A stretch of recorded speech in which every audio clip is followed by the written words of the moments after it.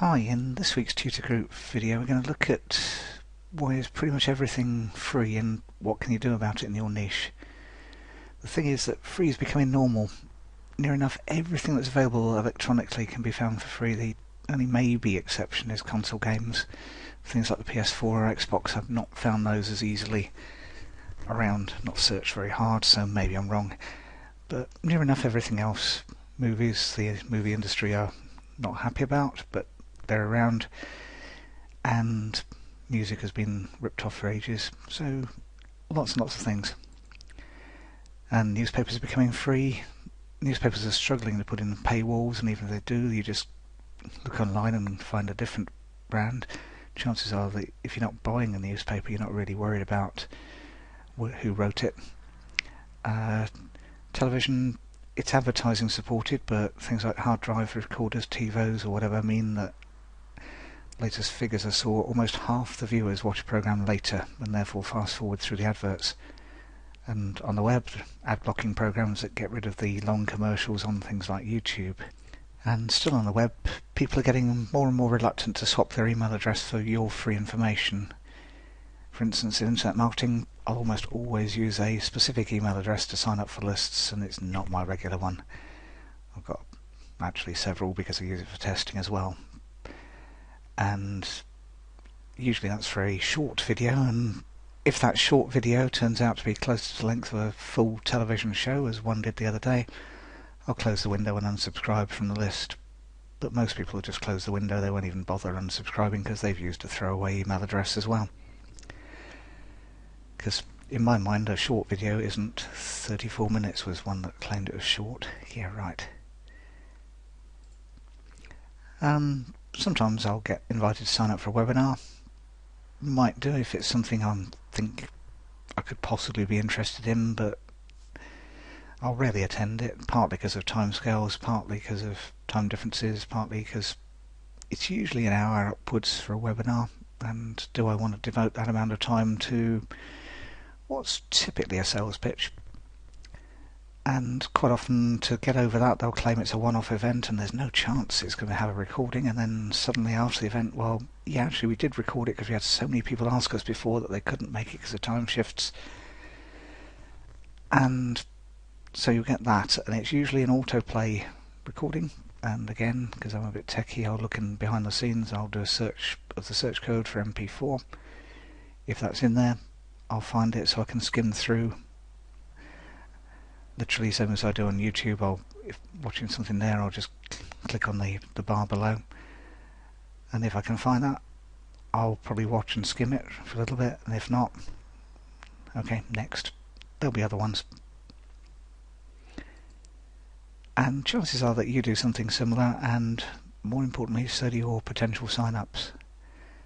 And that's how it's moving, it's how it's going to move. We can't reverse. We're quite good at pushing things forward. We're a lot less good at, well, turning back the clock. The Amish try it, but very few other people, and even less succeed. And time is precious. Long presentations that take an hour to tell you what you could be told in 5 or 10 minutes just don't cut it. I'm not sure how long this will last at the moment. I've got about 14 or 15 slides, and it'll be about 10 or 15 minutes. I'm aiming to do that with these so that you actually get a chance to watch them rather than think, that's 40 minutes, I'm never going to watch that. Less is more, and that's one thing that you can possibly do about it. We'll possibly pay for the Cliff's Notes version. So yeah, the main free webinar is an hour, but here's the summary, the PDF or whatever it is that will take you 5 minutes to read, and that'll cost you $7. That's a maybe. So going back to the title question, everything's free essentially because it can be. The cost of delivery on the web is near enough zero, especially if you use, like I'm doing on this one, something like an unlisted YouTube video to host it. I'm not even paying a download charge, but I want shared hosting, and it's actually, in quote marks, unlimited bandwidth, and chances are I won't get anywhere close to freaking the host, and they'll say, excuse me, unlimited isn't really. So cost to host is free, and therefore economics comes into play. And back when I was at school, we had I went through economics, I did it as a subject, and what happens is that customers gradually, and especially with the internet, get to know what it costs to produce, and they know that it costs near enough to prove, yeah, there's my time to produce, there's maybe some one-off software to produce, but that's about it. Cost of delivery is near enough zero, they know that. So that's kind of the price they expect to pay. And you actually see it in other industries. You can see it in things like electronics. The first computer I bought was back in 1980, so that's 30 odd years ago, and that cost me £100. I've run it through an inflation adjusted thing, and that's £400 now, which is around about $600, which is a decent computer with monitor. Certainly it's a reasonable laptop. It's not an entry-level one, because my original computer didn't come with sound card or anything else like that. It ran through the television. So that wasn't even with monitor. Didn't have a hard drive, it plugged into a tape deck. So that same price, 30 odd years later, I can get an order of magnitude more. I wouldn't have been able to buy it at that stage. So prices dropping in all sorts of markets, not just the ones we're involved in on internet marketing. So what can you do about it? And I haven't got an easy answer to it. It's something I'm still working on finding the answer to. But very quickly, here are my current thoughts. And the first one is maybe follow the app market's lead. What seems to happen with a lot of apps is that the base product is free, add-ons and extras are chargeable. Got it in a couple of apps on my phone. I haven't got many apps on my phone. One's a call blocker for unwanted calls, and it can block a handful of numbers, or if I want more than that, I've got to pay for it. Another one's a location finder, so I can find friends and they can find me, and there's add-ons to that. And Angry Birds, t-shirts for that, for an app. So, and those are, yeah, they're forgeable, and there will be fakes out there, bound to be, but they're getting some of those, and the official merchandise. And again, music's moving the same kind of direction. They make more out of the merchandise quite often than they will out of the records. So if you can weave in chargeable extras to the products you sell or promote, that's good. Internet marketing does this quite a bit with software. Software's often chargeable, but that's not the only thing. Self-help markets, you can do software. I've seen ones for subliminal messages where they flash up on your screen, and goal-setting software and all sorts of ones. And the other possibility is ways to fast-forward the solution. People will pay because they know time's precious, they know time's short, so they'll pay to get a quicker solution. Chosen chicken sheds here just because I've seen them on ClickBank. There are people offering them, and you could give away the plans for chicken sheds. And again, there are places that did a very quick search, and about.com have got thousands of plans.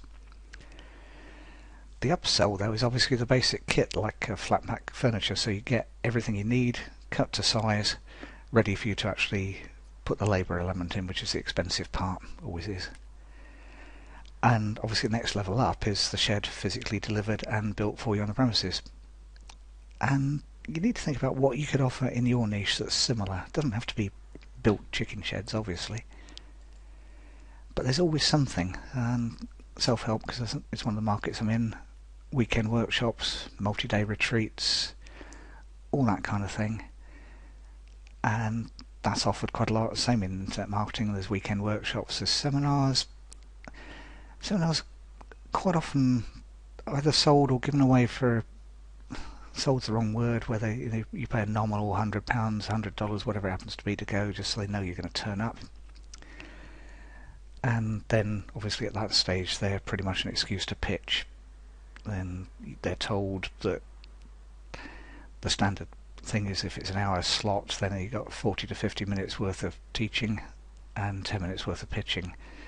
A little bit like a webinar, except it's more timed, but you're attending the event. And a lot of people, that's why people find that those kind of events actually are better to attend and ignore the pitches, and you actually do most of your work in the corridor or outside or in the bar later. Another possibility is accountability. It's how Weight Watchers are so successful. You turn up every week and you get weighed, and the scales don't lie at that stage, so you can't say, I took £5 off the weight I saw on the scales and that's my weight, because they're stood there on it. So maybe that kind of accountability, maybe the food diary if you're doing weight loss, if you're doing internet marketing, actually do the homework. So I've suggested we do X number of videos, X number of articles and things, so you have to show that you've done it. And almost every niche you can put your thinking cap on and come up. And the other thing to do is spend some time looking around, and not just in your niche. And I get some investors always have done from looking at different niches, because chances are if something works in one niche it'll work in another, but it may not have been tried yet. Webinars, they're in self-help. It follows the internet marketing industry very closely. I've not checked, they're probably common in weight loss, because again weight loss tends to follow that kind of thing. Dog training, less certain. Get over XYZ problem, so there might well be ones on acne. If not, that'll probably work. And my thinking here is that what I'm actually going to need to do, and I think you probably need to do the same, I think it's the way it's going to go. Don't hold me to this, because not tested enough yet, nor is anyone else that I'm aware of. But basically getting my content out there more often and turning the internet pretty much into what it's always been, which is what's known as a numbers game. So that effectively, if I get content out shared, so all the like buttons, all the encouragements, all the things that say please share this or whatever, so that people can find me. And then within that there'll be a small fraction. Mail order always used to work on 1% was a fantastic conversion, so out of every 100 pieces of letter that arrived in your flooded 3 letterbox, one person might reply, probably more likely 1 out of every 200, because the 1% was pretty much always the high end. But again, with internet marketing, it might be that I need to get a video out there 1,000 times to get one person in. That's fine, because remember, it's not costing anything to actually deliver, it's costing YouTube, and they're probably putting adverts on it, even if I've said not, because they're friendly like that. And that's the idea. That's my logic at the moment, is that it is going to be a numbers game, and with mine it will tend to be, I'm not aiming for the thousands, I'm going to be aiming for getting out niche videos, niche articles like this one, where people have got a frustration, a problem, and they're searching for it. So I'm probably going to be looking at, personally, I'm not looking to do the ones that are thousands and thousands and thousands of people. I'm probably looking for hundreds, maybe even less than that, maybe even sort of top 10s, 100, 200, something like that. And I'm aiming to convert 1 or 2 of those to paid for customers. And that's a high chance that basically over time I'll make a lot of my information free, because you can find it elsewhere for free. So you might as well use mine and use it as bait. And I think that's kind of what I'm going to be doing about it. And you need to think, could you do the same in your niche? And I'm guessing the answer is yes, but you might need to think about how you can turn it around, what you can offer. If this was a sales video, it would obviously have a call for action here saying, if you'd like help discussing that, then give me a call. But you're part of my niche tutor group, so if you'd like help discussing that, drop me an email. That's not really a pitch, but otherwise it would be. So have a think about it and work out what you can do. There will be something, it's just what. And get creative, because free's around, free's going to happen, free is happening everywhere. It's just how you do it, how you react to it. Good luck.